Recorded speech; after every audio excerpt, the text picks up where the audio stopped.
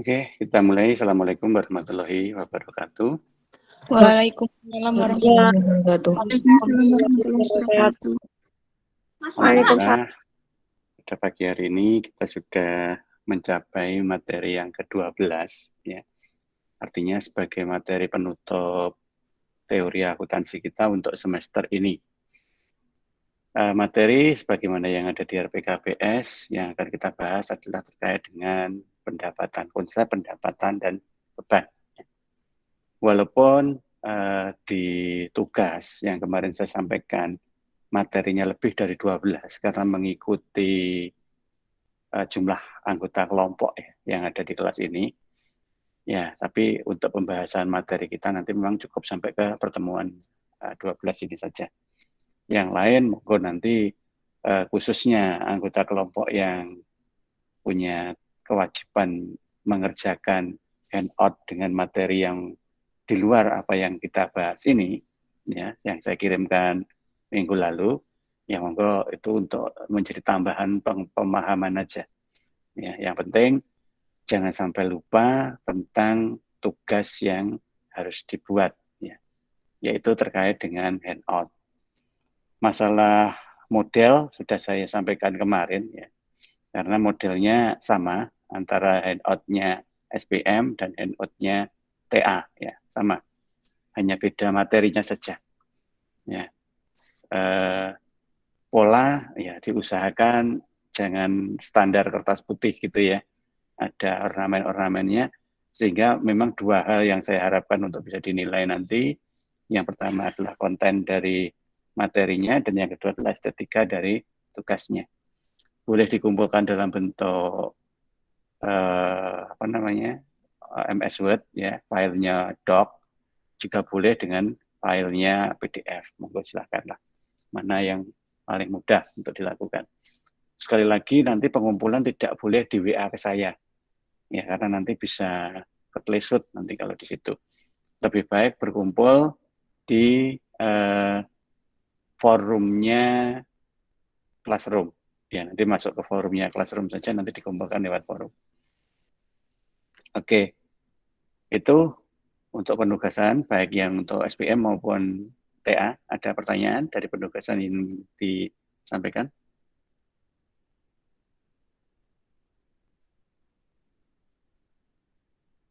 Oke, kalau memang tidak ada yang ditanyakan, silakan dikerjakan, atau mungkin sudah mulai mengerjakan, terutama masalah isi, ya, isi dari handout. Jangan lupa standarnya seperti yang saya sampaikan kemarin, ada cover, kemudian ada kata pengantar, ada daftar isi, kemudian isinya terdiri dari 3 bab.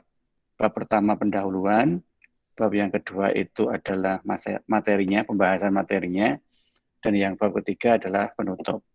Kemudian setelah bab ketiga ada daftar pustaka. Ya. Tolong itu standar untuk semuanya, baik di SPM maupun di TA. Nanti semua begitu, semua kelompok mempunyai pola seperti itu. Ya. Dan kerapian serta estetika diperhatikan karena mayoritas cewek di sini.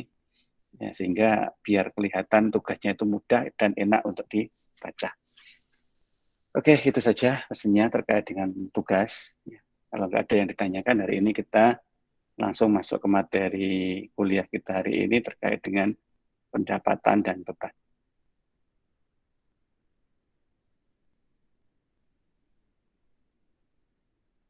Materi sudah saya share di grup, ya. Boleh nanti dipakai untuk bahan menyimak, boleh untuk bahan belajar, ya, atau menyimak langsung dari share screen yang saya sampaikan di sini, ya. Baik, Pak. Nah, untuk masalah konsep, karena 2 pertemuan terakhir kita ini membahas terkait dengan konsep teoritis dari beberapa hal terkait dengan elemen atau rekening yang ada di laporan keuangan, maka tujuan, ya ini pertama kali yang harus kita pegang, ya. Tujuan kita memahami ini harus kita samakan dulu. Beberapa kali saya menyampaikan bahwa ketika kita belajar akuntansi itu tidak hanya sekedar masalah teknisnya, tetapi juga masalah pemahaman atas beberapa hal yang ada di dalam proses teknis itu sendiri. Salah satunya adalah istilah. Ya. Karena istilah ini sangat penting manakala terjadi sebuah permasalahan, terutama dalam sisi pengakuan transaksi ya, pada hal-hal yang kita akan masalahkan itu.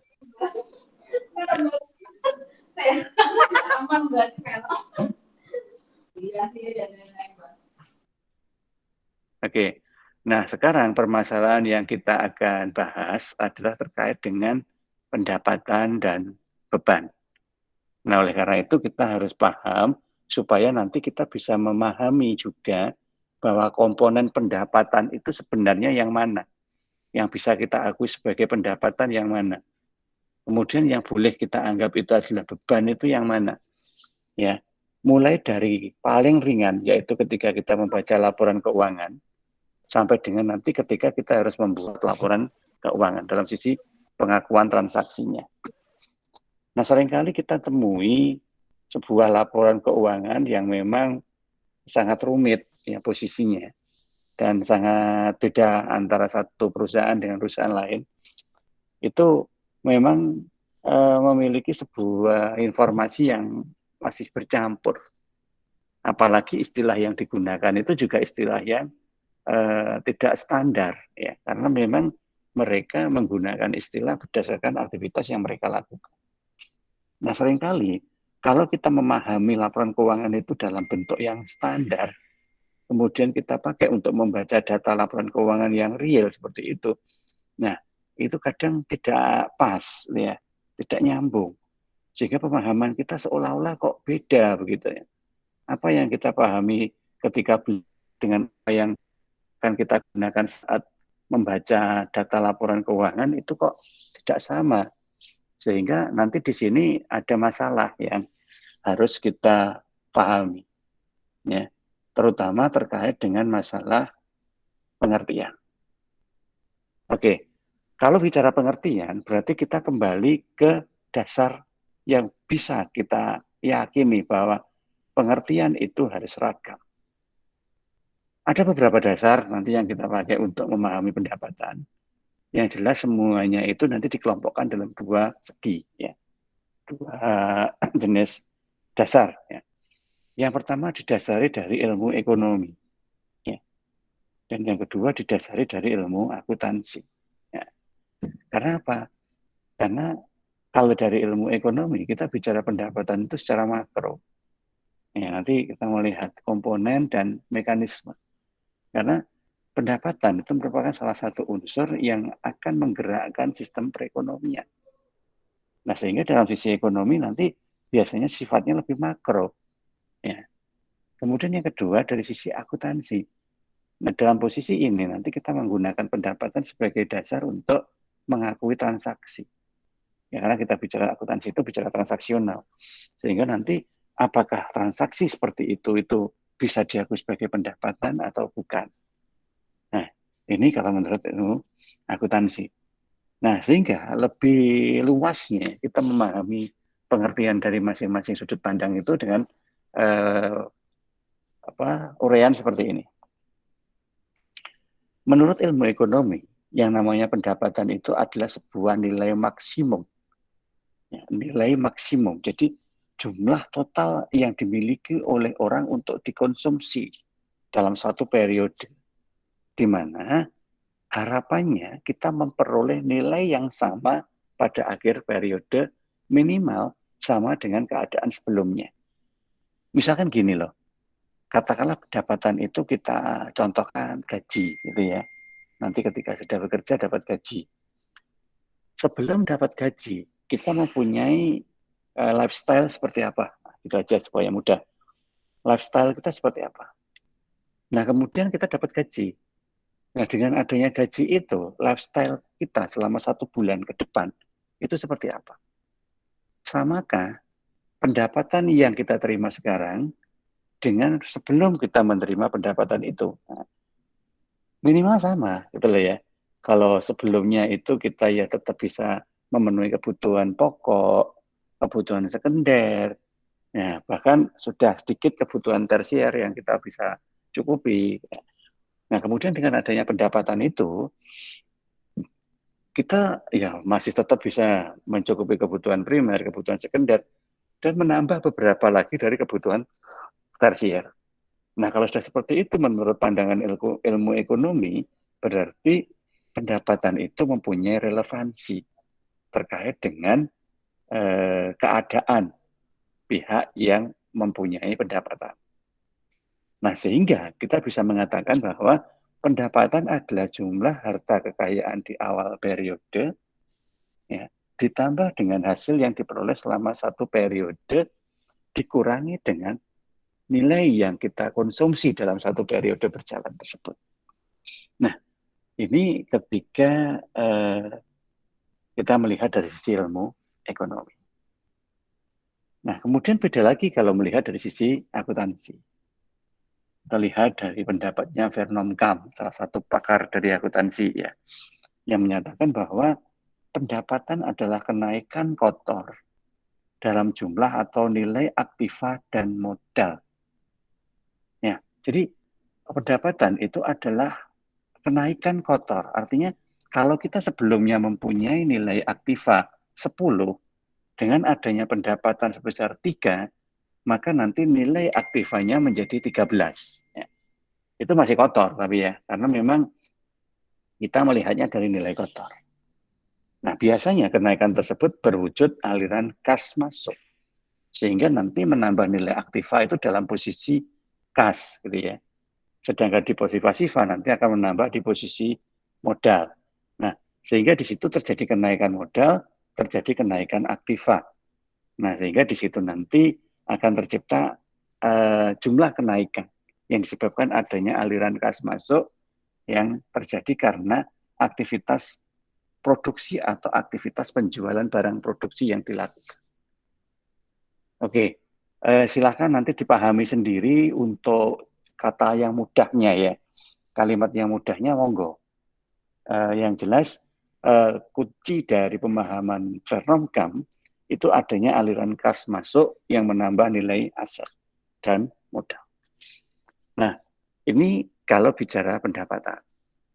Oleh karena itu nanti kalau kalian itu membaca data, kemudian dilihat pendapatan itu yang mana, maka pendapatan itu yang nantinya bisa menambah nilai asetnya dan nilai modalnya. Kalau nanti tidak bisa menambah nilai aset dan modal, berarti itu bukan pendapatan. Oke, itu kalau menurut ilmu akuntansi. Nah, selanjutnya kalau kita menurut FASBI, ya, standar aturannya FASBI yang kita lihat sekarang. Kalau kita melihat FASBI, kita melihatnya di salah satu SFAC-nya, yaitu SFAC nomor 6, yang bicara terkait dengan pendapatan. Yang menekankan bahwa pengertian pendapatan pada arus masuk penambahan lain atas aktiva suatu entitas. Jadi pendapatan hampir sama dengan pendapatnya Vernon Kam tadi ya. Jadi ada aliran kas masuk yang kemudian menambah nilai aktiva. Dalam hal ini adalah kas. Ya. Atau kemudian nilai aliran kas masuk itu digunakan untuk menyelesaikan kewajiban-kewajiban. Nah, sehingga bisa jadi nilai yang masuk di kas itu setelah digunakan untuk penyelesaian kewajibannya. Ya. Nah, sehingga di situ nanti kewajibannya sudah turun, kasnya juga tinggal sisa dari yang setelah dikurangi untuk memenuhi kewajiban tadi. Nah, di mana keduanya berasal dari penyerahan barang atau jasa. Nah, ini kalau menurut SFAC nomor 6 ya. Nah, sehingga dari sisi pengertian-pengertian tersebut, kita bisa mendefinisikan dalam bahasa kita itu menggunakan standar yang ada di BSAK nomor 23. Ya, kita sekarang mengerucutnya ke aturan yang ada pada standar akuntansi yang ada di kita. Yang mana mengatakan bahwa pendapatan adalah arus masuk bruto ya dari manfaat ekonomi yang timbul dari aktivitas normal perusahaan selama satu periode. Ya, arus masuk bruto. Ingat, bruto loh ya. Jadi tidak sama dengan arus kas untuk aktivitas yang ada di laporan cash flow. Nah, di sini kita bicaranya bruto. Nah, karena dia sifatnya bruto, maka berapapun nilainya, selama itu memang bersumber dari hasil produksi, hasil penjualan barang atau jasa, berarti itu nanti diakui sebagai pendapatan. Nah, sekarang bagaimana kalau misalkan pendapatannya itu tidak bersumber dari penjualan barang atau jasa dari aktivitas usaha kita? Misalkan kita memperoleh pendapatan di luar usaha. Nah, seperti itu. Nah, sekarang pertanyaannya, kemanakah alokasi dari pendapatan di luar usaha itu? Kalau alokasi pendapatan di luar usaha itu juga masuk ke dalam aktiva, dia itu menambah aktiva, kemudian di situ juga akan menyebabkan terjadinya penurunan hutang atau penambahan modal, maka baik itu pendapatan usaha maupun pendapatan di luar usaha, dia masuk sebagai pendapatan. Ya. Jadi dia tetap diakui sebagai pendapatan. Nah, oleh karena itu, kita harus bisa memahami perbedaan antara pendapatan yang berasal dari hasil usaha, pendapatan yang bersumber dari aktivitas di luar usaha, dan satu lagi, kita harus bisa lagi mengklasifikasi jika ada dana aliran kas masuk karena hasil penjualan saham. Nah, sekarang pertanyaannya, apakah hasil penjualan saham kita itu bisa kita akui sebagai pendapatan? Karena posisinya dia menambah modal dan menambah kas. Nah, kalau kita cermat memahami PSAK nomor 23, pasti bisa menjawab. Di situ jelas mengatakan bahwa yang tidak termasuk dalam kategori pendapatan adalah kondisi yang diperoleh dari kontribusi penanaman modal. Nah, jadi di situ ya. Jadi tolong dipahami pengertiannya. Sehingga kita tidak bisa mengakui hasil dari investasi penanaman modal itu sebagai sebuah komponen pendapatan. Ya, dia tetap diakui sebagai modal. Ya, tetap diakui sebagai modal. Kalau memang dia berbentuk uang tunai, ya tetap diakui sebagai kas, tetapi tidak bersumber dari pendapatan usaha. Nah, sehingga yang masuk kategori pendapatan ya ini, ada penjualan barang, jasa, atau mungkin pendapatan lain-lain akibat dari penggunaan aset perusahaan sehingga menghasilkan bunga, royalti, dividen, sewa, misalkan seperti itu. Nah, ini kalau menurut PSAK nomor 23. Sehingga kita bisa menyimpulkan bahwa pendapatan hanya terdiri dari arus masuk bruto yang bersumber dari manfaat ekonomi yang diterima perusahaan itu sendiri. Nah, ini kata kuncinya ya. Manfaat ekonomi yang diterima perusahaan. Di luar pernyataan itu, yang tidak memiliki manfaat ekonomi dalam peningkatan ekuitas dikeluarkan dari pendapatan. Jadi tidak semua yang menambah modal itu dianggap pendapatan. Udah. Jadi tolong itu jangan sampai salah. Kalau salah itu dianggap tidak paham akuntansi. Ya. Pertanyaannya pernah tahu kuliah teori akuntansi kok. Apa definisi pendapatan aja kok salah gitu. Nah ini, kalau memang nggak pernah kuliah akuntansi sih wajar gitu ya, apalagi nggak pernah ngerti teorinya, wajar. Karena hanya melihat secara otodidak. Tetapi bagi kalian semua yang memang kenyataannya sudah kuliah teori, lesik salah juga, ya udah berarti ya nggak ada gunanya itu ya kita belajar itu. Nah, setelah pengertian, sekarang kita bicara terkait dengan pengakuan. Ya, pengakuan pendapatan. Menurut SFAJ nomor 5 yang dijadikan dasar juga untuk PSAK nomor 23 tadi. Pengakuan pendapatan itu dilakukan pada saat yang pertama pendapatan itu terrealisasi dan yang kedua ketika pendapatan itu diperoleh. Nah, tentunya tergantung dari jenis metode pengakuan kas yang kita gunakan. Cash basis sehingga menghasilkan realized itu, dan bisa accrual basis yang menghasilkan earned. Nah, jadi tergantung dari metodenya. Sehingga kita bisa memberikan sebuah kesimpulan bahwa berdasarkan dua hal tersebut, ada 4 transaksi pendapatan yang diakui.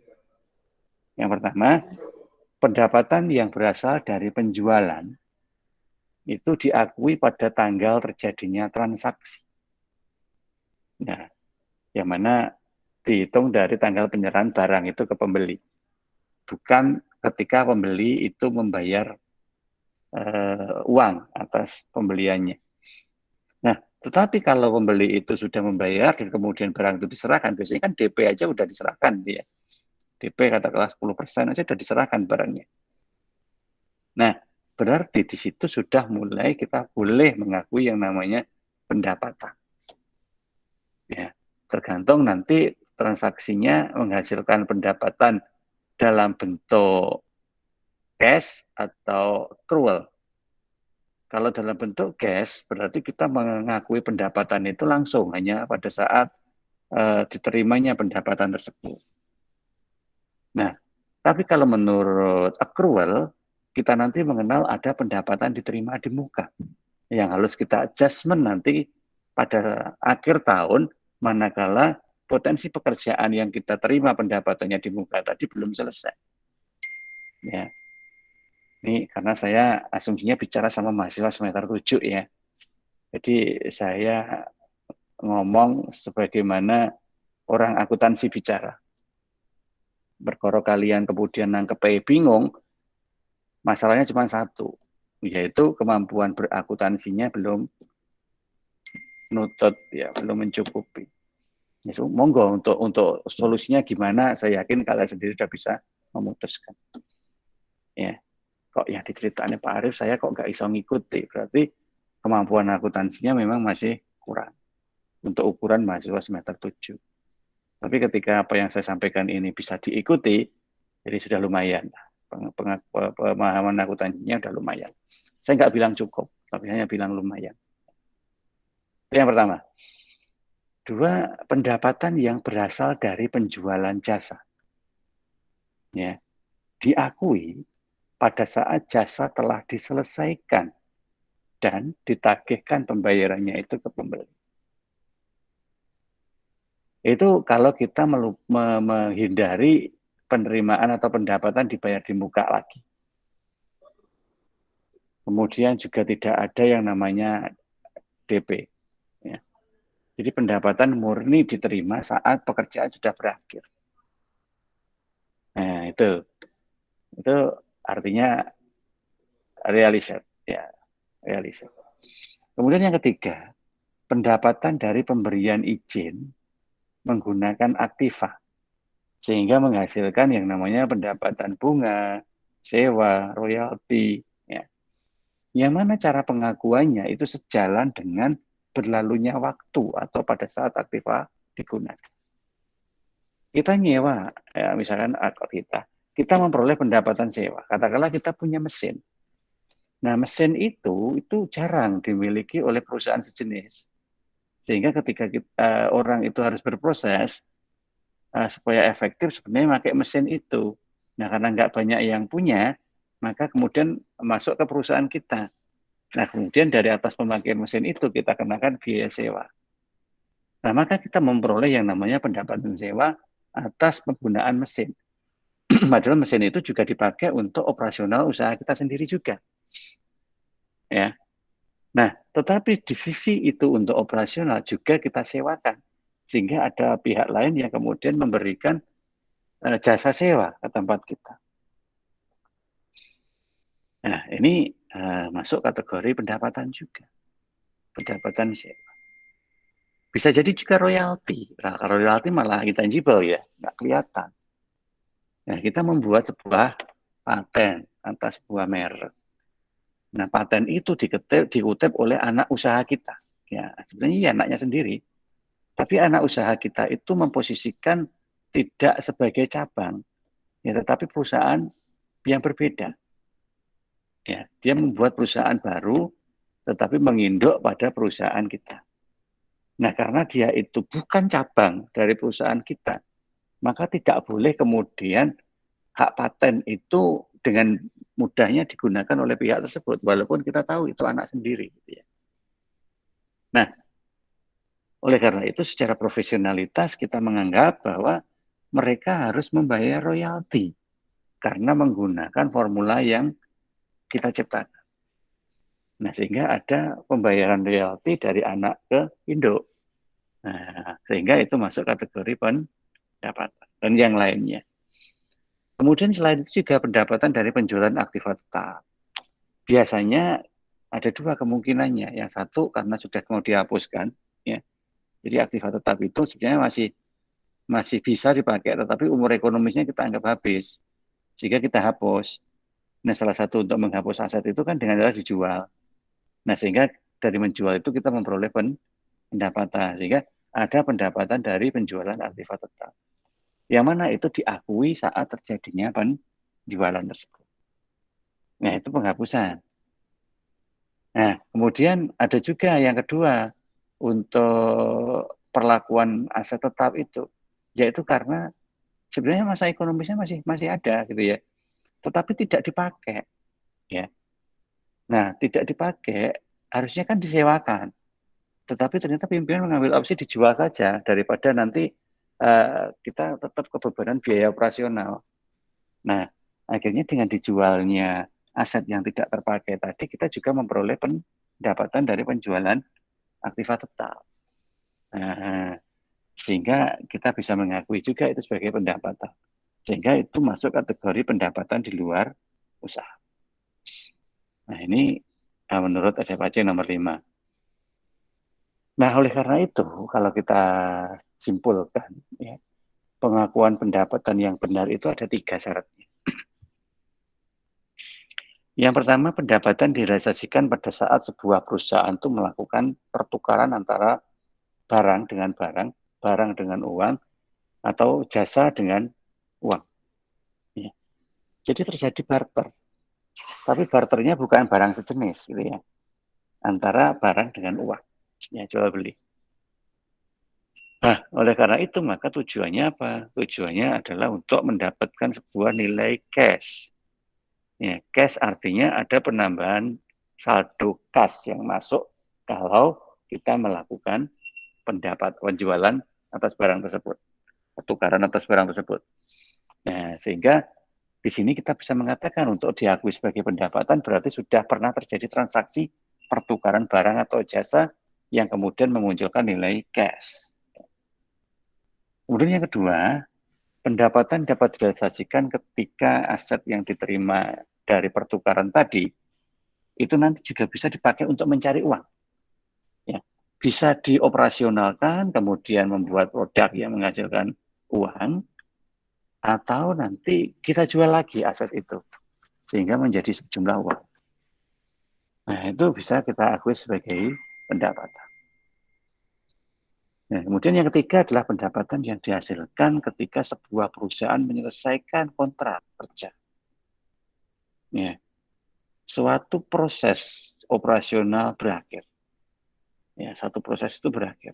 Nah, kemudian dari satu proses berakhir itu kita sudah menghasilkan sebuah barang itu kemudian sudah terjual, dari hasil penjualan itu sudah bisa dipakai untuk menambah keuntungan. Nah, berarti itu sudah masuk kategori persyaratan untuk pengakuan pendapatan. Jika kita gambarkan ya, kira-kira seperti ini ya. Jenis transaksinya, katakanlah penjualan produk, pemberian jasa, penggunaan aktiva atau aktiva selain persediaan. Oke, kita lakukan transaksi di situ. Sehingga dari hasil transaksinya itu masing-masing memperoleh pendapatan dan keuntungan. Nah, kapan waktu pengakuannya? Nah, ini. Kalau penjualan produk, itu ya pada saat tanggal perjualannya atau tanggal penyerahannya. Kalau penjualan jasa, berarti ya pada saat jasa itu selesai dilakukan. Ya, kalau penggunaan aktiva itu berarti pada satu waktu ketika aktiva itu dipakai selama proses penggunaan aktivanya. Kalau aktiva itu dikontrak katakanlah setahun, berarti pendapatan itu nanti akan terjadi selama 1 tahun. Atau kalau kita jual, ya, karena sudah habis, sudah selesai, tidak dipakai, maka nanti diakui pada saat tanggal penjualan atau pada saat terjadinya barter antara barang dengan barang, antara barang dengan jasa, antara barang dengan uang. Nah, ini konteks waktu yang nanti bisa dipakai untuk dasar pengakuannya. Nah, sehingga begitu untuk konteks transaksi pendapatan secara definitif. Monggo kalau ada yang tanya.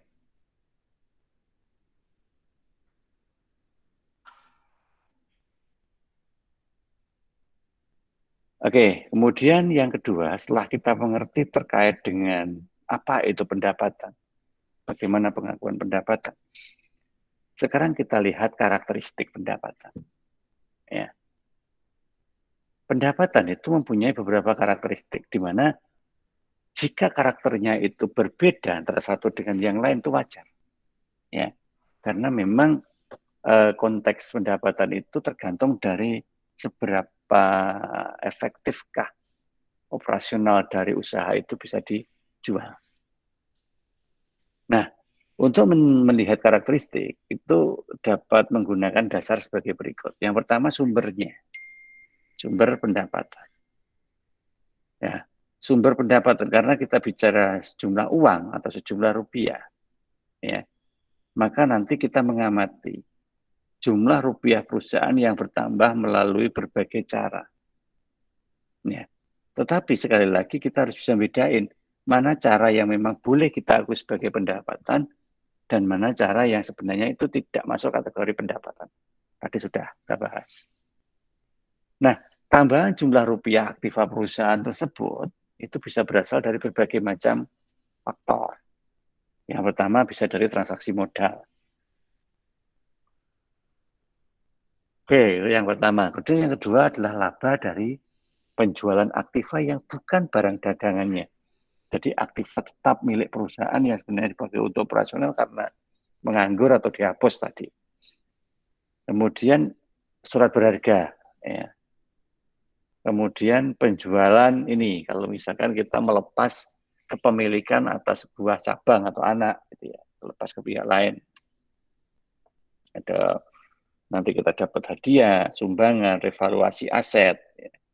Atau yang paling umum adalah penjualan produk perusahaan, itu paling umum. Nah, berarti revaluasi aset itu juga masuk kategori pendapat? Iya. Ketika ada aset yang sudah nilainya itu hampir mendekati 0, kemudian kita revaluasi lagi, kan aset itu bertambah. Nah, ketika aset itu bertambah, berarti apa pengakuan untuk pembeliannya? Jadi ada pendapatan karena bisa menambah nilai aset. Sehingga itu masuk kategori pendapatan. Kemudian yang pertama ya, sumber. Kemudian yang kedua adalah kegiatan utama. Kegiatan utama dari perusahaan itu sendiri. Nah, perusahaan itu menghasilkan suatu produk atas bentuk dari berjalannya kegiatan utama perusahaan tersebut. Nah, produknya bisa dua, bisa barang atau jasa. Ya. Nah, itu pun nanti harus kita coba pahami lebih jauh. Karena apa? Karena kita harus memastikan bahwa walaupun sebenarnya itu berasal dari aktivitas operasional perusahaan, kegiatan utama perusahaan, belum tentu itu semua itu nanti akan masuk sebagai komponen pendapatan. Ya. Oleh karena itu, maka kita harus pahami benar mana yang bisa diakui, mana yang enggak. Ya. Nah, di sini yang memang harus kita pastikan ya, supaya nanti tidak salah. Ada transaksi tapi kita tidak bisa ngakui. Nah, ini nggak boleh. Kemudian yang ketiga, yang kedua ini tadi ya, yaitu jumlah rupiah pendapatan dan proses penandingan. Nah, penandingan itu pembanding, gitu ya. Pendapatan merupakan jumlah rupiah dari harga jual per unit kali jumlah yang terjual. Yang mana umumnya akan mengharapkan terjadinya laba jika jumlah rupiah lebih besar dari jumlah biaya yang dibebankan. Nah, konsep laba kemarin. Nah, memang semua pendapatan itu pada posisi diterima itu kan masih kotor. Ya, belum dikurangi dengan komponen-komponen yang menyebabkan adanya pendapatan itu. Nah, ketika dikurangkan, maka itu menjadi biaya, beban. Nah, sehingga ketika pendapatan itu diklopkan dengan dengan beban, maka selisihnya itu nanti bisa menjadi laba atau rugi. Nah, ini. Sehingga konsep seperti itu kita sebut dengan nama proses penandingan, yaitu penandingan antara antara pendapatan dengan beban. Oke. Nah, kemudian sekarang kalau yang B sudah kita pahami, yang B ini ya, karakteristik, sekarang yang C, yaitu sisi kriterianya. Seperti apa kriteria yang harus kita gunakan dalam rangka mengakui yang namanya pendapatan? Oke, kalimat-kalimat ini sebenarnya sudah saya ringkas ya, dari beberapa kalimat panjang yang ada di referensi. Pengakuan sebagai pencatatan suatu item dalam perkiraan dan laporan seperti aktiva, kewajiban, pendapatan, beban, keuntungan maupun kerugian. Nah, semuanya itu harus dilakukan dengan mekanisme pengakuan. Maka butuh sekali kita menggunakan metode pengakuan untuk menggambarkan suatu nilai. Yang kita bicara tadi kan pendapatan dan beban. Sehingga di situ ada pengakuan yang bisa menciptakan nilai dari pendapatan dan ada pengakuan yang bisa menciptakan nilai beban. Sehingga nanti kita bisa meringkasnya dalam sebuah nilai angka-angka rupiah dalam laporan keuangan. Nah, sedangkan dalam pengakuannya, ya, pengakuan itu merupakan pencatatan sejumlah rupiah yang resmi kita terima. Ya, resmi itu artinya sudah melalui berbagai macam proses, sehingga sejumlah yang kita terima itu benar-benar kita akui sebagai pendapatan. Dan item itu nanti harus masuk ke dalam statement keuangan, ke dalam laporan keuangan. Berarti nilai yang kita akui sebagai pendapatan itu benar adanya. Jadi tidak terkontaminasi oleh hal-hal yang sebenarnya tidak boleh diakui sebagai pendapatan. Nah, kemudian secara konseptual, pendapatan itu hanya dapat diakui kalau memenuhi measurability dan reliability-nya. Bisa diukur dan handal itu tadi bisa dibandingkan seperti tadi. Bisa dirasio. Nah, kalau tidak bisa terukur, ya itu tidak bisa diakui sebagai sebuah pendapatan. Yang jelas harus terukur. Nah, sehingga di sini ada 4 kriteria mendasar yang harus dipenuhi sebelum pengakuan suatu item. Yang pertama ini yang kita pelajari yaitu definisi item dalam pernyataan harus memenuhi definisi dari salah satu dari laporan keuangan itu. Nah, kalau kita tadi bicara pendapatan, apakah itu masuk ke dalam komponen laporan keuangan atau tidak? Oh, masuk. Kalau masuk berarti kita bisa mengakui ya kriterianya sudah masuk sebagai pengakuan pendapatan. Nah, kemudian item tersebut harus memiliki atribut yang relevan, yang dapat diukur dengan handal, yaitu dengan cara apa? Ya, jumlah nilai rupiahnya. Oke, memperoleh pendapatan. Berapa pendapatannya? Nah, itu kan harus terukur. Oh, 10 juta. Nah, sehingga itu adalah nilai rupiah yang kita pakai untuk mengukur nilai yang kita terima. Ya, kalau tidak bisa terukur, berarti tidak boleh diakui sebagai pendapatan. Ya, misalkan gini, kemarin gara-gara nilai saham perusahaan kita itu naik, itu beberapa perusahaan itu ingin membantu kita loh. Bantu dalam bentuk apa? Jasa pemasaran. Jadi nanti produk kita itu dinunutkan ke produk mereka untuk memperluas wilayah pasar. Nah, dari membantu itu ada biaya enggak yang kita keluarkan? Enggak ada. Karena dengan membantu ikut menyebarkan wilayah saja mereka sudah puas. Nah, berarti kan di situ tidak ada nilai rupiah yang tercatat gitu ya. Menyebarkan distribusi produk itu kan tidak bisa terukur dalam rupiah. Karena nggak punya indikator. Nah, oleh karena itu maka itu tidak dianggap sebagai sebuah informasi yang relevan. Kenapa? Karena nggak dapat diukur. Ya, seperti itu. Ya, sehingga harus relevan dan dapat diukur. Nah, relevansi informasi mengenai item tersebut mampu membuat suatu perbedaan dalam pengambilan keputusan. Ya, jadi nanti karena tadi dibantu oleh orang, maka ya keputusannya sekarang kita tingkatkan kalau begitu cara bantuan kita kepada orang, terutama orang-orang yang membantu tadi.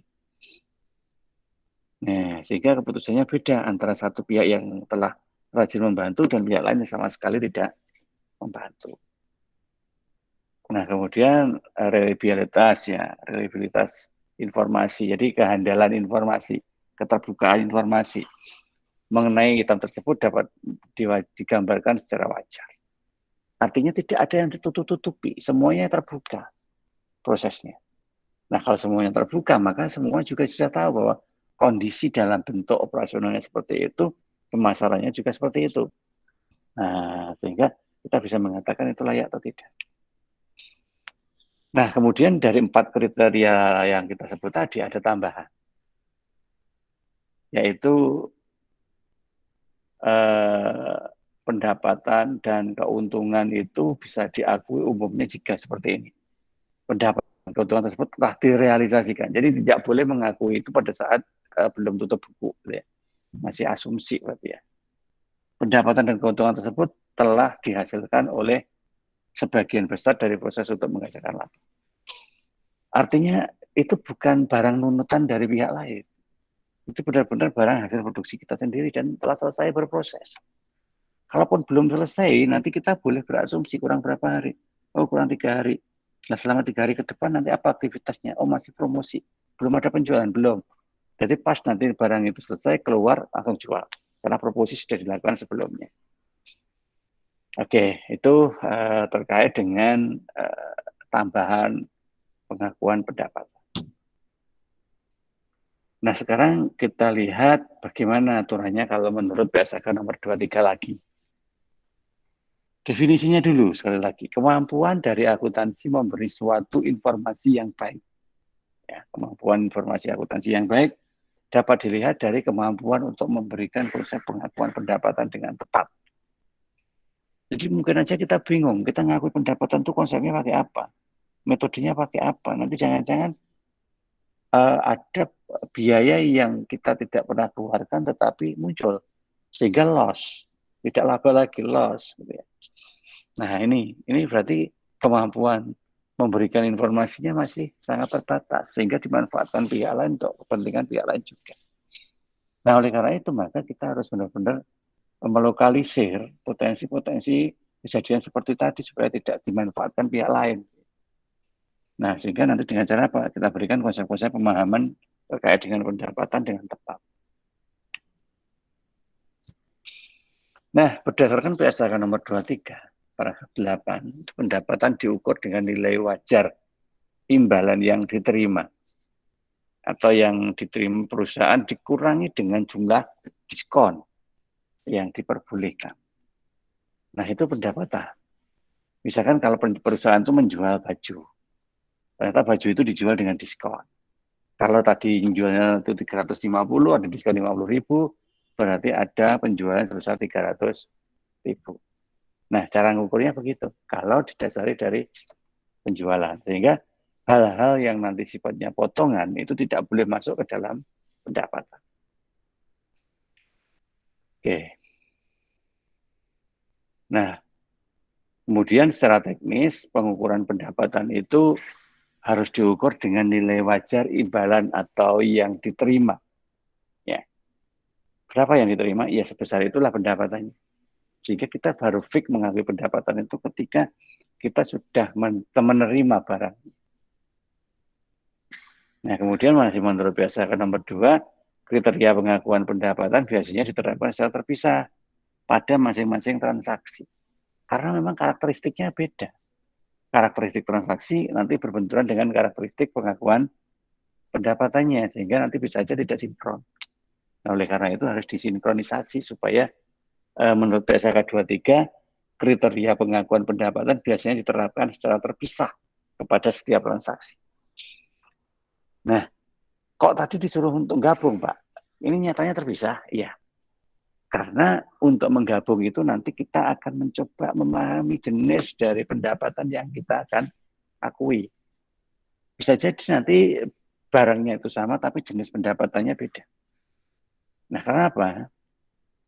Karena pada saat nanti kita berada di dalam organisasi itu, komponen yang dapat diidentifikasi dalam sisi pendapatan itu nanti dikeluarkan atau dipisah ya dari suatu tanggal transaksi ya supaya nanti tidak mencampuri. Karena gini, ketika di dalam laporan keuangan tadi itu semuanya itu orientasinya itu positif, kemudian ada satu saja aktivitas yang tiba-tiba ingin dimasukkan ke situ dan nilainya negatif, ya berarti nilai positif tadi akan terkurangi, ya terkurangi akibat adanya nilai yang negatif tadi.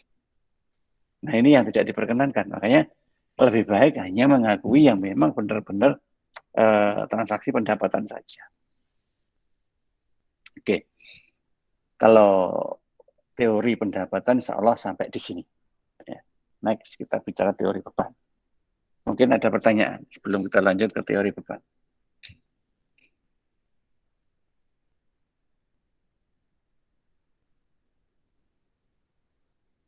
Oke, kalau nggak ada, biar segera selesai. Kita lanjut ke teori beban. Kembali lagi menurut Fasbi. Ya. Ini saya kutip asli aja. Ya.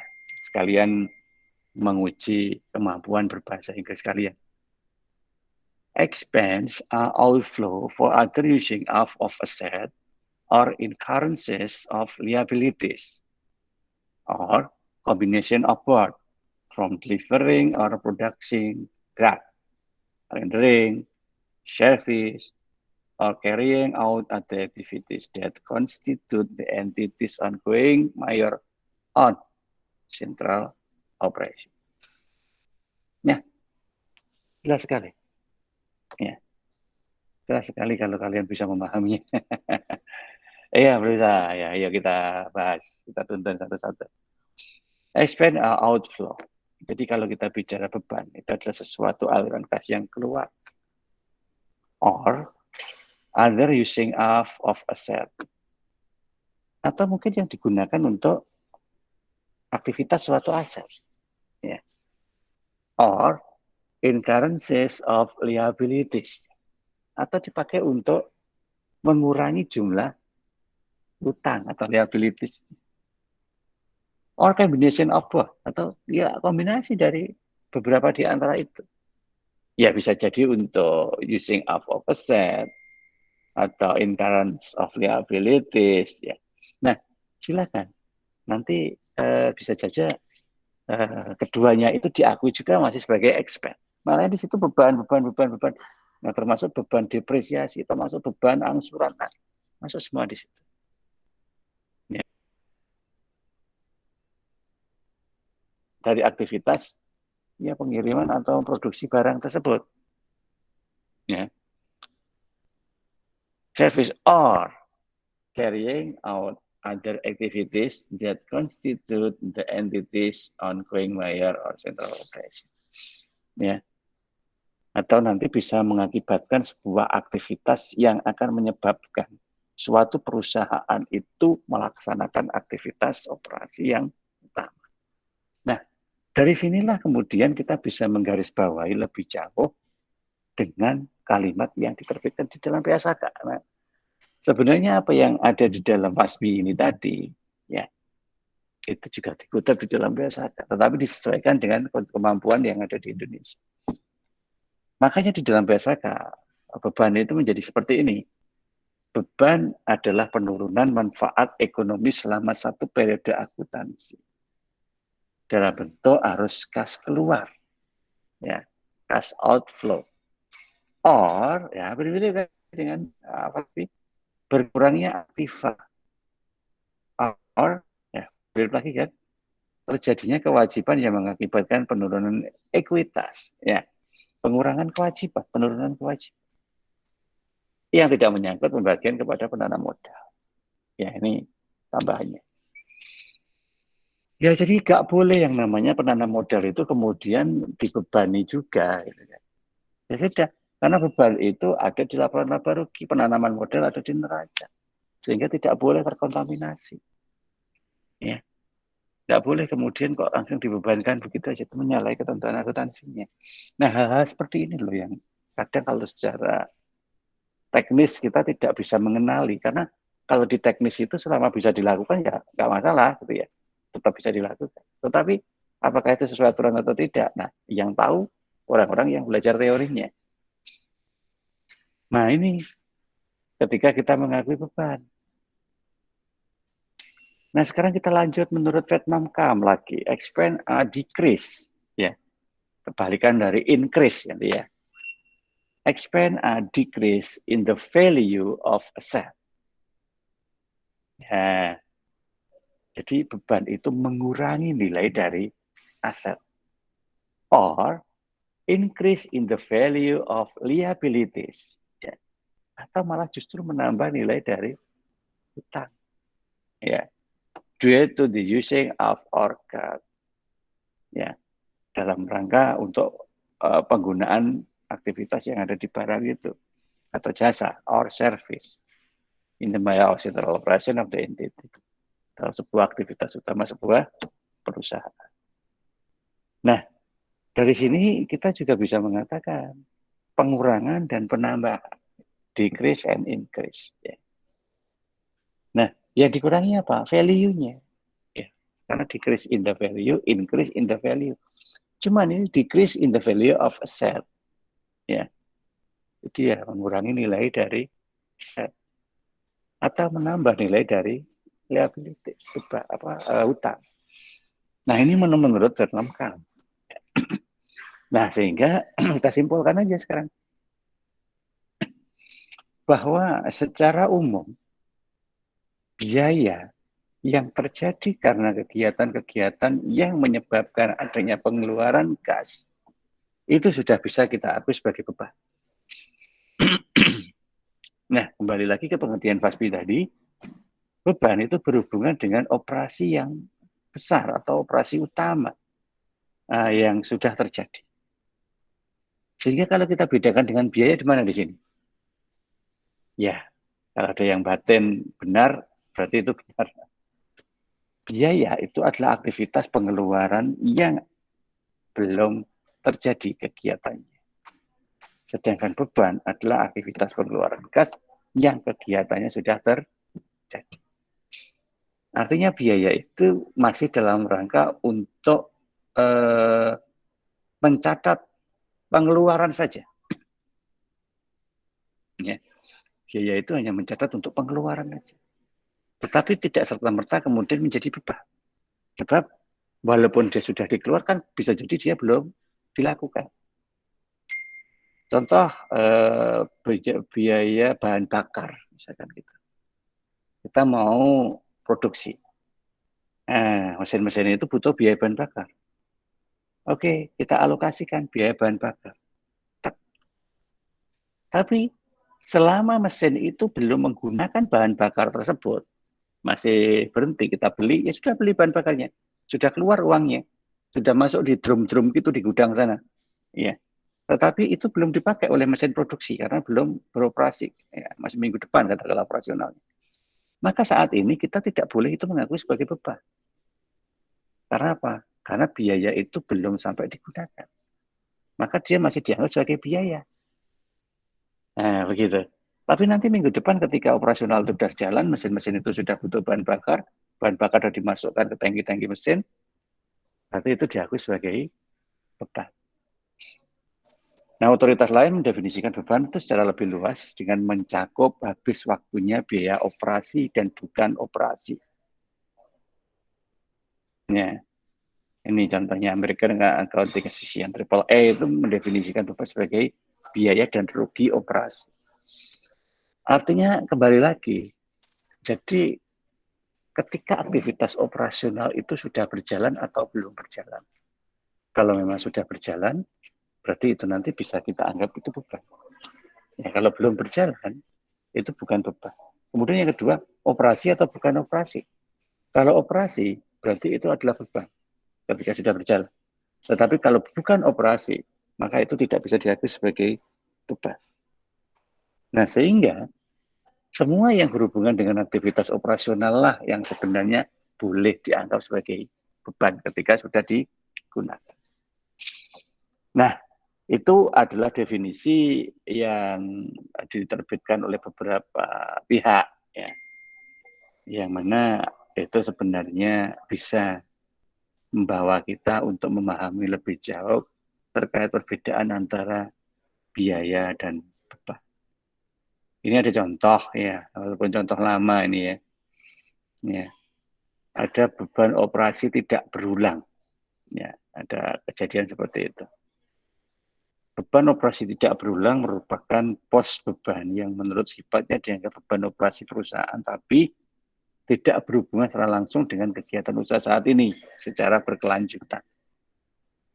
Jadi itu hanya temporary item aja ya, kadang-kadang ada, kadang-kadang enggak. Nah, hal-hal seperti itu sebenarnya, kalau menurut ketentuan, itu tidak boleh dianggap sebagai beban. Dia hanya berhenti sebagai biaya, walaupun aktivitasnya sudah terjadi.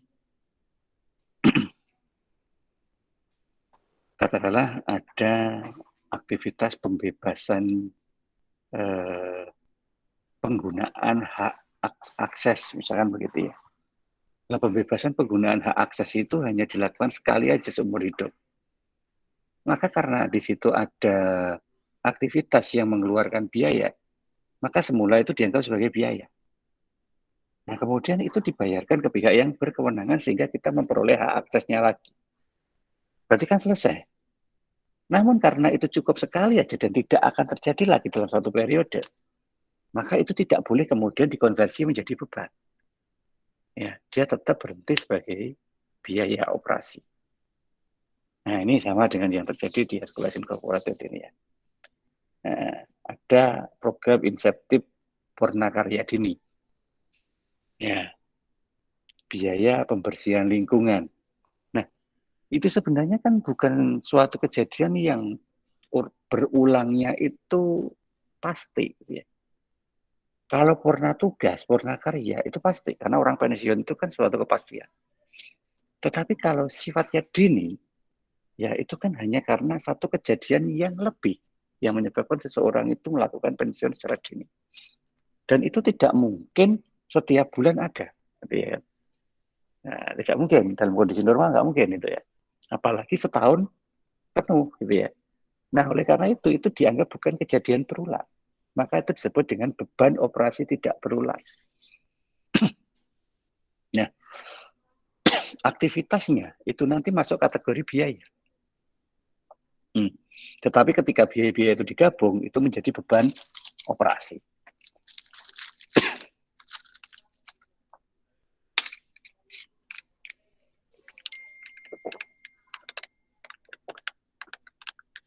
Oke, ada yang ditanyakan? Monggo silakan.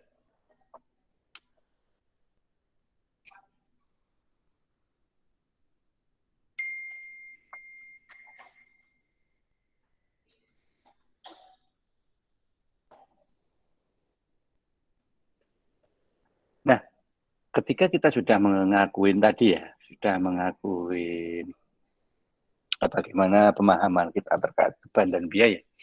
Nah, sekarang kita bicara pengukurannya, pengukuran dan pengakuan terkait dengan biaya. Nah, kita pahami lagi dari si definisi. Pengakuan dan pengukuran itu merupakan suatu kewajaran, ya, dan kecermatan dalam melakukan pengukuran tersebut. Karena nanti akan berpengaruh kepada wajar atau tidaknya informasi keuangan yang kita buat. Ya. Nah, inilah yang kemudian seringkali menjadi masalah karena kemampuan seseorang dalam memahami sisi pengakuan dan pengukuran atas biaya dan beban beda-beda, ya.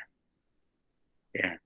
Nah, sehingga nanti bisa jadi hanya karena pengakuan dan pengukuran yang tidak sesuai dengan konteksnya saja, itu akan menyebabkan pengaruh pada penentuan laba atau ruginya.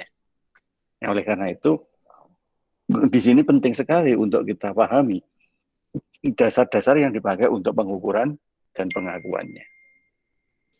Nah, ada beberapa dasar yang dipakai untuk pengukuran maupun pengakuan. Ya, tapi kita menggunakan yang paling lazim aja ya. Ya, yang paling lazim itu adalah historical cost. Ya, yang terjadi itu berapa? Ya, itu yang nanti kita pakai untuk dasar pengakuannya. Nah, misalkan kalau kita bicara terkait dengan itu tadi program kebersihan. Nah, ketika program kebersihan itu bukan suatu hal yang sifatnya rutin, itu beda kalau yang rutin ya. Kalau yang rutin itu misalkan program kebersihan itu terwujud dalam sebuah anggaran petugas kebersihan misalnya. Nah, petugas kebersihan katakanlah ya rata-rata kan bukan pegawai tetap ya, dia adalah outsourcing. Maka karena ada outsourcing, maka ada sewa outsource-nya nanti di situ.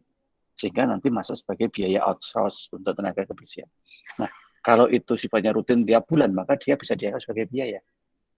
Tetapi kalau kebersihannya itu mirip dengan kerja bakti, misalkan ya. Jadi konsepnya itu seperti ya kerja bakti itu. Jadi tidak ada rutinitas proses, tetapi dilakukannya dalam waktu sesekali gitu ya. Dan itu bukan suatu kejadian terulang dalam satu periode. Nah, berarti nanti ada biaya yang keluar. Nah, sehingga cara untuk menentukan berapa biaya yang keluar dalam mekanisme kegiatan tersebut, yang paling sering digunakan sebagai dasar adalah historical cost. Nah, kemarin berapa? Pasti begitu pertanyaannya. Kemarin yang kita bersihkan areanya sekian meter persegi. Nah, sekarang ada tambahan menjadi sekian meter persegi atau tambah sekian persen dari luas wilayah yang sebelumnya. Sehingga kalau yang kemarin kita mengeluarkan biaya 10 juta, maka karena ada penambahan sekian persen, maka nanti menjadi, nah, begitu. Ya, itu historis. Ya. Nah, ada juga tetapi mekanismenya itu biaya masuk terkini, ya, atau setara kas. Nah, itu sebenarnya tidak begitu lazim. Ya, tidak begitu lazim karena apa? Karena kalau kita bicara biaya masuk itu ya menunggu realisasinya berakhir. Sehingga kita kadang melakukan sesuatu tanpa alokasi. Ya, yang penting kerjakan dulu aja, butuh nanti dibiayai begitu. Nah, atau kalau begitu setara kas. Jadi yang bisa dipakai untuk dasar pengukuran adalah yang bisa dilakukan dengan kas saja. Ya, yang mengeluarkan kas gitu ya. Kalau yang nggak mengeluarkan kas itu tidak bisa diakui. Nah, inilah dasar-dasar yang dipakai untuk pengukurannya. Ya, karena nanti mana yang paling cocok, yang tidak cocok ya jangan dipaksakan. Ya. Hanya yang cocok saja nanti yang bisa digunakan untuk dasar pengukuran. Nah, sehingga bisa jadi masing-masing unit usaha itu nanti beda cara untuk mengukurnya. Nah, ini yang bisa kita gunakan untuk dasar pengukuran. Yang kedua itu terkait dengan pengakuan biayanya. Ya. Nah, biaya itu pada umumnya diakui bila mana salah satu dari kedua kriteria ini terpenuhi. Ya. Nah, ini ya. Jadi ini kita masih bicara dalam konteks biaya loh ya, belum dalam sebuah beban. Karena beban itu hanya semacam perubahan status saja. Yang mana yang bisa dibebankan masuk beban, yang nggak bisa ya masuk sebagai biaya. Tetapi baik itu bisa dibebankan ataupun tidak, itu semua pasti melewati pengakuan biaya. Ya, jadi di situ yang penting. Makanya kita bahas konteksnya itu sekarang biaya bukan beban. Nah, apa kriterianya? Salah satu ya, jadi nggak mesti harus dua-duanya, salah satu aja. Yang pertama adalah konsumsi manfaat. Ya. Yang mana biaya itu diakui bila mana manfaat ekonomik yang terjadi dalam suatu entitas itu dapat dimanfaatkan. Ya. Manfaat ekonomik ya telah dapat dimanfaatkan. Atau terjadi sebuah konsumsi dalam sebuah proses, baik itu mungkin produksi, pelaksanaan jasa, atau kegiatan lain yang menjadi operasi utama perusahaan tersebut. Nah, sehingga bisa kita katakan kita melihat adanya sebuah manfaat ekonomik dulu, tapi manfaat ekonomik yang benar-benar akibat adanya sebuah proses kegiatan. Nah, sehingga ini nanti penting untuk mengalokasikan besaran dari biaya. Ya, selain hanya untuk menetapkan ini perlu diberi biaya atau tidak, itu juga bisa dipakai untuk menentukan besaran biaya. Misal bahan bakar tadi ya, kita kembali ke bahan bakar. Aktivitasnya adalah produksi. Ya, jelas di situ. Aktivitasnya produksi. Sehingga bahan bakar yang dikeluarkan adalah bahan bakar untuk aktivitas produksi. Yaitu dipakai untuk ngisi bahan bakarnya mesin-mesin produksi tadi. Nah, sehingga kita bisa menghitung kapasitas produksi kita berapa, akan berproduksi dalam 1 bulan itu berapa banyak. Kemampuan mesin kita dalam setiap 1 hours, 1 jam produksi, itu butuh bahan bakar berapa. Sehingga kita bisa menghitung kebutuhan bahan bakar untuk 1 bulan itu berapa. Nah, kalau sudah seperti itu, kita sebut ada manfaat ekonomi yang dimanfaatkan. Ya, karena apa? Karena benar-benar kita membutuhkan bahan bakar itu supaya mesin-mesin itu bisa berjalan. Nah, sekarang masalahnya tambah. Misal begini, untuk bisa mengoperasionalkan mesin itu harus ada orang yang ahli di bidangnya. Nah, orang-orang yang ahli di bidangnya itu butuh bahan bakar juga untuk dimasukkan ke kendaraan mereka.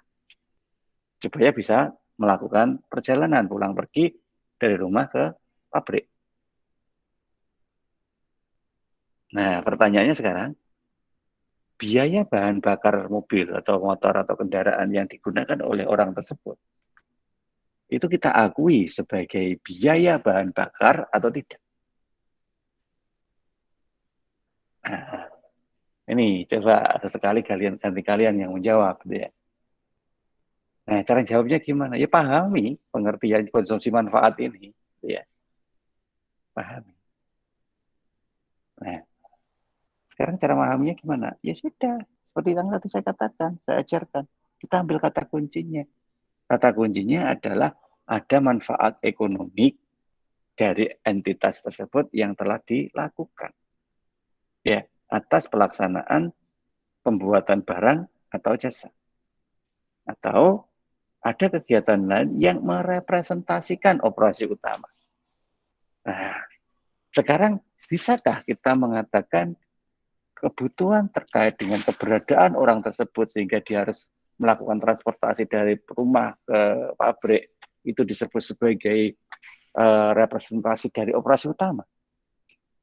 Jika iya, berarti kita harus membuat alasan dulu. Reasonnya apa? Ya reasonnya kalau tidak ada orang itu maka mesin-mesin itu tidak jalan. Walaupun ada bahan bakarnya. Berarti dia masuk kategori operasi utama. Iya, nah reasonnya benar. Sehingga bahan bakar kendaraan orang itu bisa masuk ke dalam biaya bahan bakar. Tapi kalau reasonnya gini, loh, sekarang itu kan era IT, era canggih. Segala sesuatunya itu bisa kendali by remote. Nah orang itu loh, sudah difasilitasi ada alat untuk mengkomunikasikan mesin-mesinnya itu dari rumah. Karena semua mesinnya itu diatur dengan jaringan internet. Ya, yang tersinkronisasi dengan lokal area network misalnya. Nah, terus kemudian rumahnya dia itu ada di area pabrik. Ya kan? Secara lokal area dia itu masih masuk jangkauan. Dia nggak datang ke pabrik pun dari rumah dia bisa mengoperasikan mesin. Nah, ngapain sekarang butuh bahan bakar? Nah, kalau seperti itu reasonnya berarti memang bahan bakar itu tidak masuk ke dalam komponen pengakuan biaya. Ya, begitu ya. Jadi, mohon maaf, ini saya kenalkan beberapa kejadian yang mana ketika kita melakukan pengakuan suatu transaksi itu tidak seperti dulu ketika kita belajar akuntansi. Dulu ketika kita belajar akuntansi itu semuanya itu by asumsi. Ya asumsinya sudah terjadi, asumsinya sudah ada, asumsinya harus dicatat, asumsinya dibuat laporan. Asumsi semua. Tapi nanti ketika kalian itu sebentar lagi keluar dan berhadapan dengan realitas, maka asumsi-asumsi itu harus kalian sendiri yang membangun argumen. Ya, nggak tahu ini kok denger nih enggak, kok camne di dalam hatimu enggak, ya Pak Arif enggak ambil peduli kalau yang itu. Yang penting sudah diingatkan. Ketika bicara terkait dengan argumen, artinya kalian tuh harus paham konteks dasar permasalahan dari item yang sedang akan kita bangun argumennya.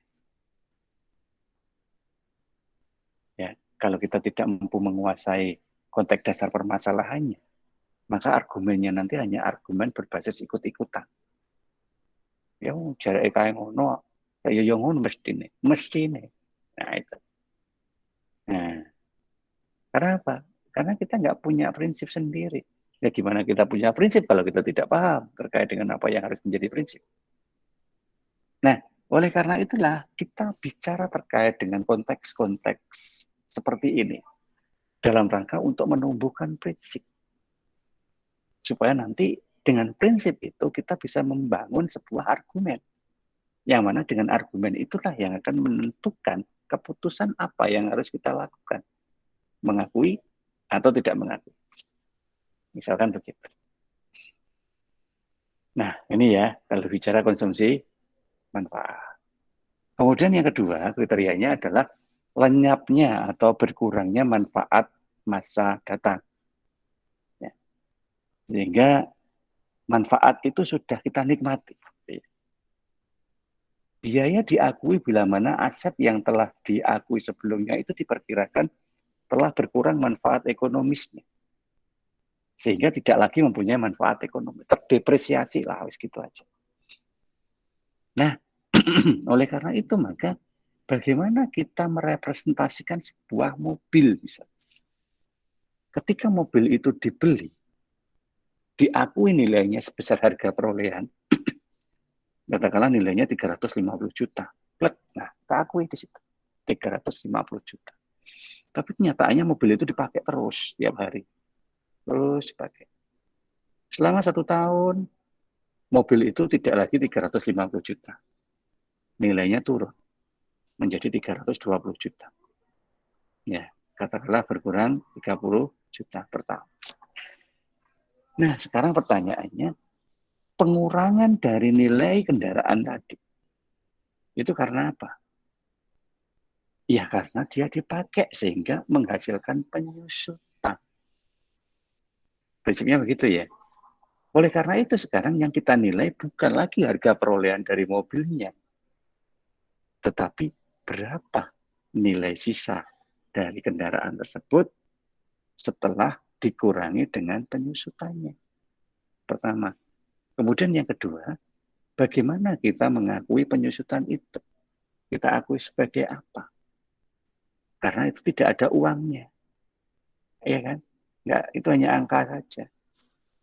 Nah, sehingga dari konsep inilah kemudian kita menentukan bahwa ada manfaat yang terpenuhi ya untuk bisa diakui sebagai biaya. Yang jelas mobil tadi sudah menghasilkan manfaat. Sehingga pengurangan atas nilai mobil akibat dia memberikan manfaat ke orang tadi diakui sebagai biaya penyusutan. Nah, seperti itu. Sehingga biaya penyusutan masuk sebagai komponen pengurang dari pendapatan di laba rugi. Nah, ini salah satu dari dua kriteria. Yang pertama manfaat, yang kedua adalah masa manfaat. Nah, dari sinilah kemudian nanti kita bisa memaknai beberapa hal-hal yang lain. Supaya apa? Supaya kita bisa menetapkan mana nanti yang masuk kategori biaya, mana yang bukan, yang pertama. Yang kedua, mana yang bisa kita konversi menjadi beban, dan yang tidak. Oke, mungkin begitu yang bisa kita bahas pada pagi hari ini. Sebagai pembahasan penutup kita di mata kuliah teori akuntansi. Oke, ada pertanyaan sebelum kita akhiri?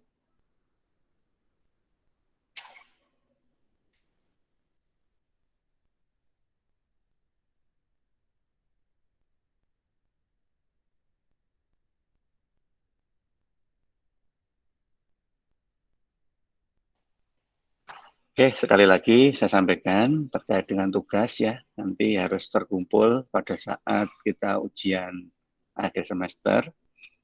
Jadwal ujian akhir semester saya belum dapat, ya, jadi saya belum bisa mengatakan kapan kita akan melakukan itu.